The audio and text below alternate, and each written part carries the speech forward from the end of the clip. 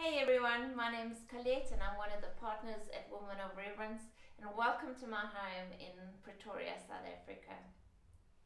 So one of my favorite characters in the Bible is Eve, and your eyebrows may have shot through the roof right then and there because we love to blame her for all the bad things that us women go through, and our husbands like to blame us every time we lead them astray. They blame Eve as well. But what I love about her is just how brave she was. And that's one of the things that God's been speaking to me about over the last while, is just about being brave. And so you would know the story. Starts or she eats the fruit of the tree, which God had told her not to. And because of her sin, she actually has to leave the garden and God's physical presence.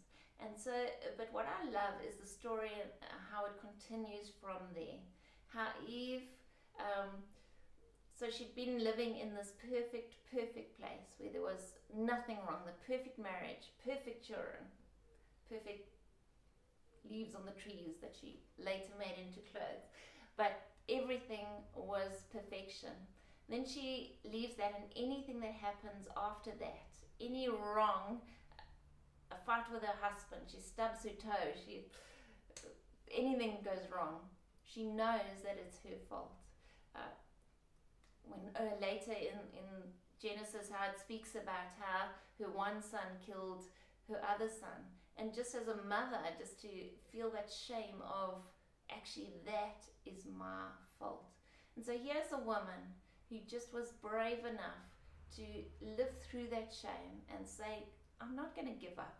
I'm not going to give up because of the mistakes I made in my life, but I am going to continue. And if you read in Genesis, you can see about how she never gave up on her faith in God. She never got angry with him. She never said, that's it, you've cut me off, so I'm going to cut you off. She didn't say that. But more than that, we see that God never gave up on her, that God still spoke to her. She may not have walked with him physically in the garden anymore, but you can see, as you read through Genesis, you can see that God is with her, right with her. And so this is an incredibly brave woman who has got a legacy of shame, yes, but more than that, who has got a legacy of perseverance, of not giving up, and of reconciliation with God. It's a beautiful story. Check it out.